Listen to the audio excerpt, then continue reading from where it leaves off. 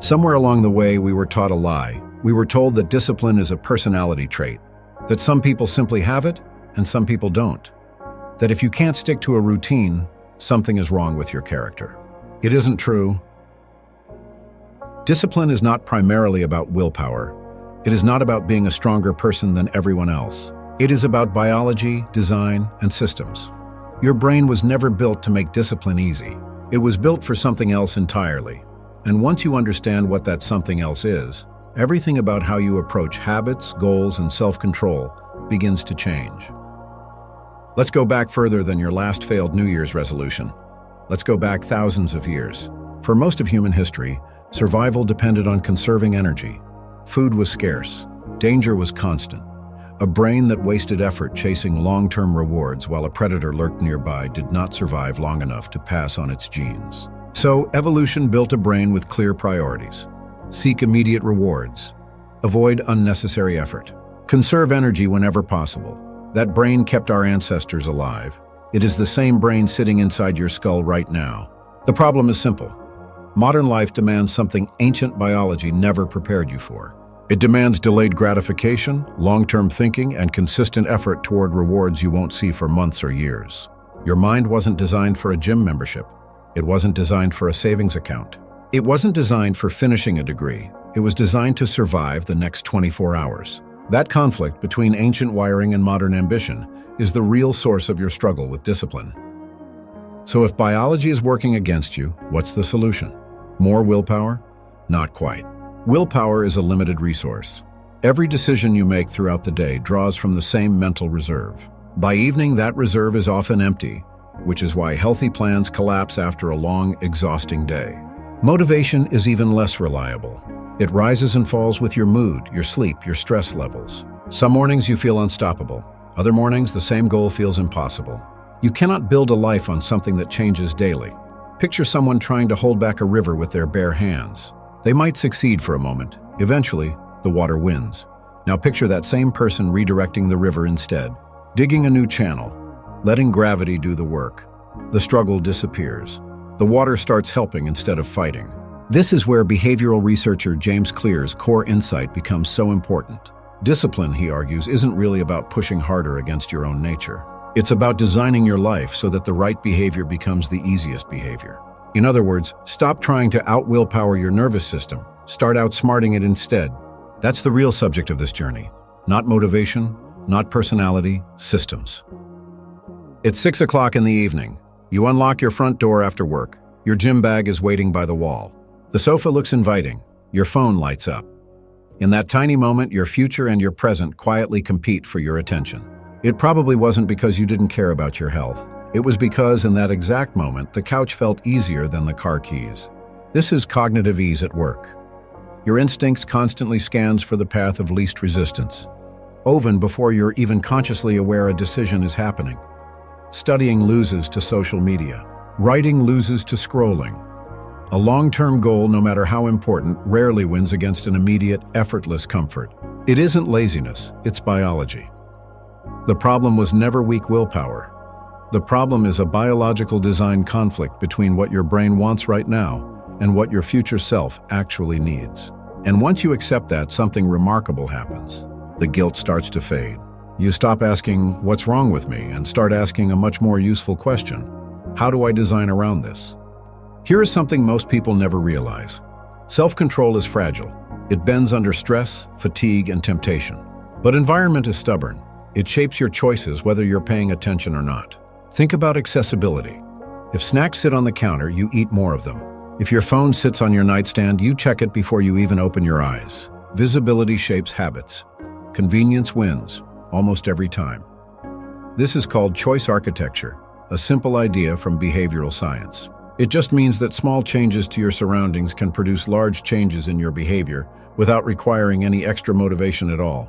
Consider two people trying to build a reading habit. One leaves their phone charging in the living room and places a book on their pillow. The other keeps their phone beside the bed and the book buried in a drawer. Neither person is more disciplined than the other, but one of them has already won before the night begins. Now picture one person's morning, told two different ways. Version 1. The alarm rings and every next step is a decision. Find the workout clothes, find the shoes, fill the water bottle, decide which exercise to do. By the third decision, the blanket wins. Version 2. The clothes are already laid out. The shoes are by the door, the water bottle is full. Nothing needs to be decided. The person simply stands up and begins. The workout didn't get easier. The muscles didn't get stronger overnight. Only the environment changed. Yet the behavior became a different thing entirely. Practical environmental design looks like this. Leave the guitar out of its case. Hide the remote control. Prepare your gym bag the night before. Every one of these choices removes friction from the behavior you want and adds friction to the behavior you don't. Discipline in this light isn't a daily battle. It's a decision you make once in advance about your surroundings. Starting a new habit from nothing is hard. Your brain has no existing pathway for it, no automatic trigger to rely on. But you already have dozens of behaviors running on autopilot. Brushing your teeth, making coffee, locking the front door. Each of these follows the same basic pattern: a cue, a routine, and a reward. Habit stacking simply borrows the cue from an old habit and attaches it to a new one. Meditate for 1 minute right after brushing your teeth. Journal for 2 sentences right after your morning coffee. Say 1 affirmation right after locking the door. Why does this work so well? Because it eliminates the hardest part of any new habit, remembering to start. The old habit becomes the reminder. The momentum of one action carries you directly into the next. A few rules make this even more effective. Keep the new habit tiny, smaller than feels necessary.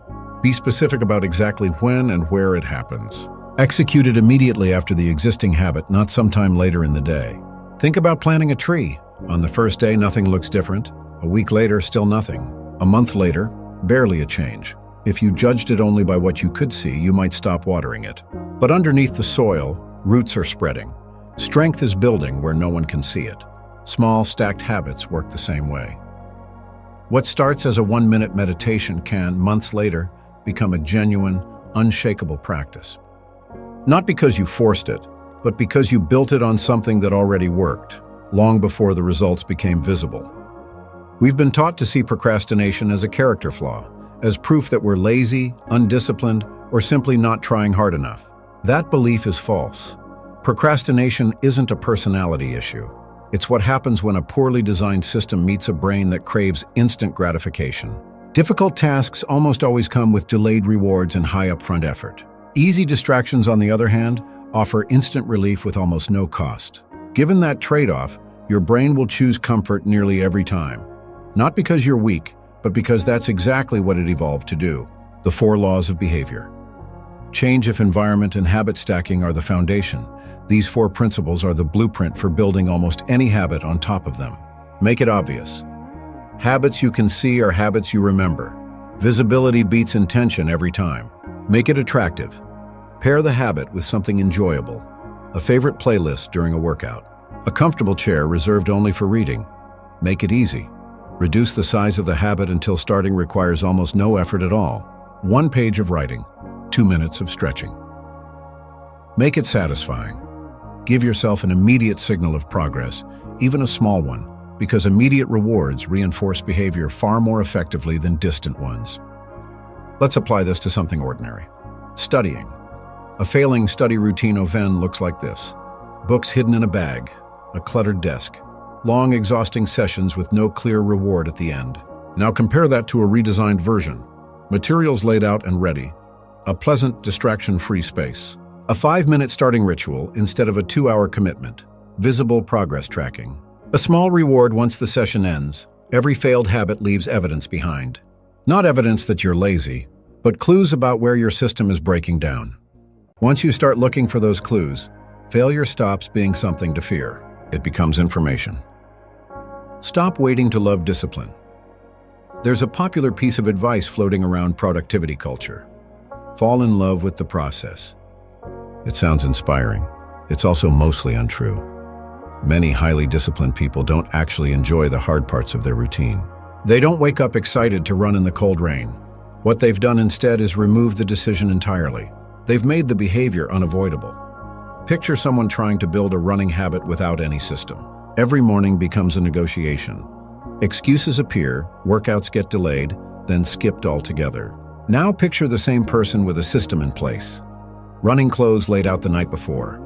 The alarm placed across the room, forcing them out of bed. A playlist queued and ready.